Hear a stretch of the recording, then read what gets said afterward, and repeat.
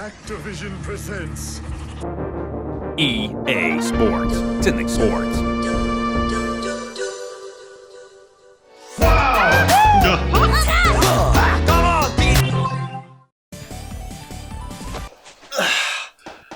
What is the point of a main menu? And why have a file select screen where it's my head spinning? Honestly, I'm gonna get sick. And why does every new menu have the main character standing off to the side looking off into the distance while the menus are on the side? You know what I mean? Ultimately, it comes down to a balance of form and function. Hello. This is a pretty universal design principle. Phone apps, NOS, dick, ice cream! All of these are a form of user interface as well. This is all function, this is all form, but the cone is the amazing balance between both. That's what I believe a good gaming menu has, a great organization of all the options that make navigating the game easy with a cone you can eat too. So without further ado, let's turn it on, press start and...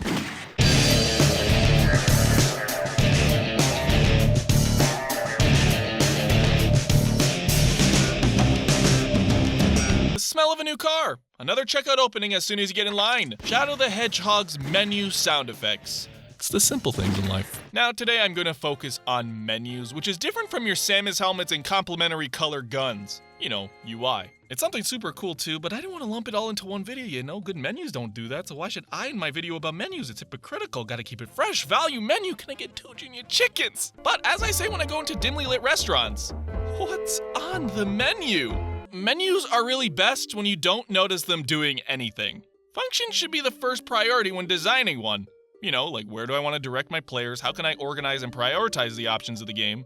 You know, stuff like that. Each game has different goals, whether it's got a lot to do or it's simple and pretty. The form of the menu is also important. Now you may be saying, why don't I just make a menu, bing bang boom, get them to the game? Well, games are art?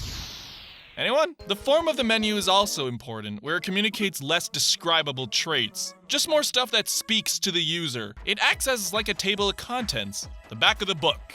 The Shrek 2 DVD menu. What kind of title is that? It reinforces the overall atmosphere of the game before you even get into it. Zelda would not feel the same if the menu started with... Or imagine Mario 64 with...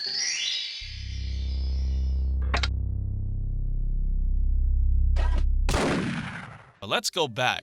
What makes a main menu? Basically, it's not just putting things all together willy-nilly. It's almost like a puzzle, managing all parts of the game as best as possible while making it visually cohesive. And as games slowly started becoming more advanced, so too did the menus. It's funny, the curve of options in menus went from, okay, player 1 start, to, you wanna see the fucking art from the comics? The beautiful evolution of them all.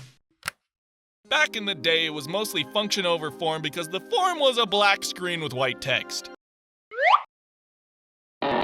With a logo slowly panning in. Nothing gets me steamier than the menu for track and field for the NES. So thematic yet so simple.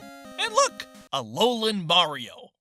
And you ask if I'm busy on Friday. As it got more advanced, developers slowly had to adapt and condense how much was on the menu. Otherwise, it would be a confusing mess. As you can see from many 2000 games onwards, this can be one of the most challenging parts of design, so let's look at different menu types and see how they've evolved. It's a good thing it isn't looked down upon in society to fetishize boxes with characters in them, cause Studying how the character select screen has evolved is fascinating because they've all basically served the same purpose since their conception. So just because I wanted this video to have...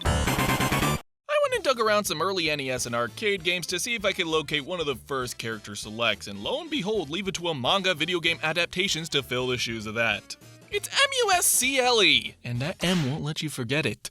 It's a game, just as much as these are characters, oof. Then there was Street Fighter, Mortal Kombat, Mario Kart, and it slowly evolved from there, where sometimes the character sprites would move on the screen, sometimes they ditched the boxes and stood around, or they danced.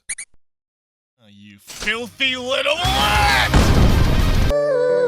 My favorite types of character selects are the dynamic ones. Speaking of, Mario Party has a slew of these, but this one just is so thematic. From entering the pipe, then choosing your character falling through the pipe, it just communicates the whimsical feeling of Mario. It's also cool how the main select screen is this little toad town. Perfect for the 90s children with torn open palms. You know what I mean, baby? Well, that's enough of that, but there are even more types of gaming menus that we can get into. The interactive walk-around menus. Gaming isn't the only place with this sort of stuff though. Have you ever seen menus like this? This is what's called a skeuomorphism. This is a form of menu design that became very popular around the time of the iPhone and iPad. Basically, it's a digital interface that uses symbolism of real-life objects to help you navigate. We're talking stuff like a bookshelf, a page-turning sound effect, and it's annoying. Stop! Gaming actually does this too, where they make you often navigate a familiar place like you would in real life. It often allows beginners to have a better understanding of where to find things using real-life symbolic objects. Kids' games are notorious for doing this because, wow, kids are stupid. You found wet. The red mark is wet. That works for me. The red mark is wet. But one of the best executed ones, yes. Yes. Yes! The premise of this game is to have Piglet enter the mind of his friends to free them from their cognition spawned from their twisted desires. But you navigate the hub world, go to specific things to change options. It was my first exposure to something like this, so that's why I'm talking about it. But seriously though, this is one of the best games I ever had to play for my sister because she got scared of the heffalumps. Then there's Fighters. I'm the fastest in the universe. Cute. Mario Sunshine, sort of. And then the realization that hub worlds are actually just menus that replace scrolling lists with playing the game. Seriously, you make a level to find the levels while playing the game. Jumping on baby polar bears, you sick person. Where in the past, skeuomorphisms were all the rage. Fast forward to the age of Windows 8 and iPhone and yuck. The Metro design is still a pretty popular design framework, but even squares can be taken too far. Nowadays, however, menus have gotten much simpler. Some games mistake having a visual feast for your eyes as having a visual shopping list. And sometimes there are so few options that you could probably do a self-checkout. Which is what I mentally do after seeing this so many times. You know what I mean? Everything's all artsy now. So few options, sleek designs. It's funny, you see the evolution of menu design, and it went from simple because it had to be, to more dynamic, to too dynamic, now back to overly simple. It's like they want menus to look like movie posters. Which isn't bad, I just kind of miss having more. Overall, I'm pretty surprised I can talk this much about something without getting into gameplay. Well, in that case, why don't I take you some through my favorites? I'm so sorry.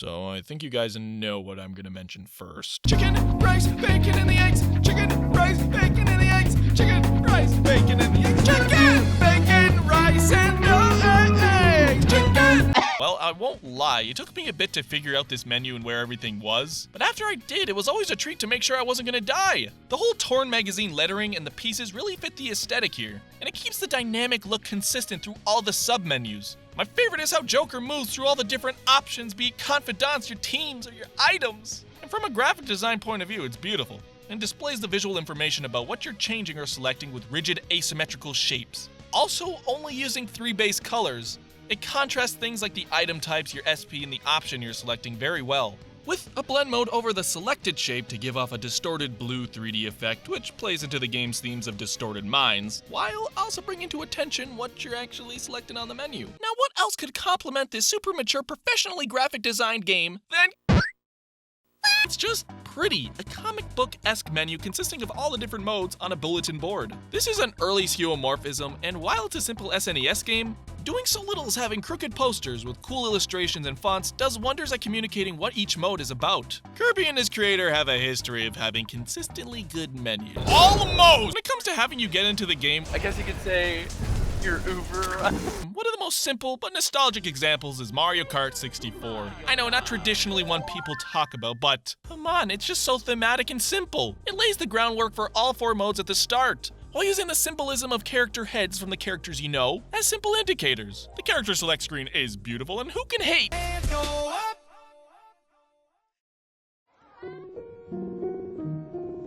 And then boom, to the track select. Also, fun fact, it ranges the difficulty of each cup by how accessible each of these items are in traditional Mario. It's simple, but solid.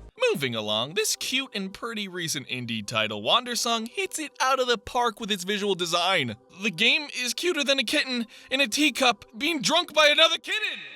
How can you get anything but a smile from this game? Anyways, this menu is stunning and probably one of the most unique ones on the list. It uses the 4 cardinal directions to make your selections. Fallout!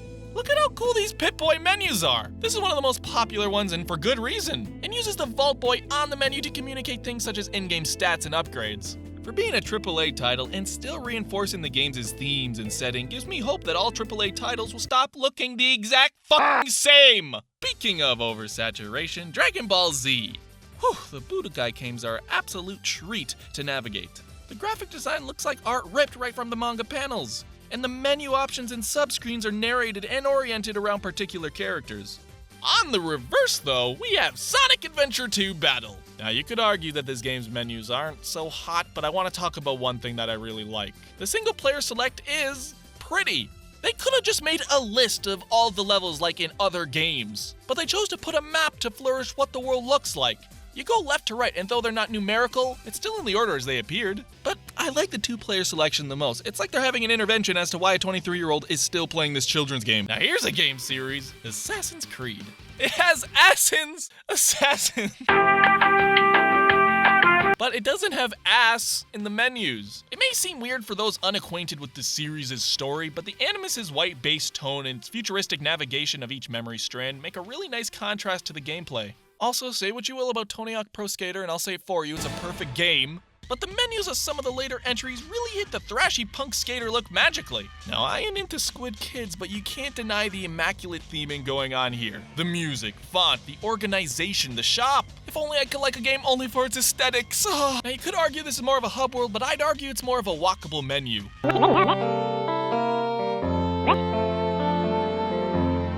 Overall, making a menu, it's easy. Making a good menu, of course, good game or good menu. I'd take the good game over the pooply eyesore that is the menu. But going back to food, whether it's with a fork, chopsticks, or your hands, I guess as long as it gets into your mouth, right? So I guess next time we'll talk about UI. I guess UI is like how the food is prepared, chicken wings, chicken breasts, tenders. Well, this has been Alax. Take it easy, everyone, and next time we'll talk about UI, and I will be concluding my day with some chicken sashimi. Everyone's always skipping to fish. I thought I'd stick with some land creatures. So, take it easy, and I will see you on the flip side.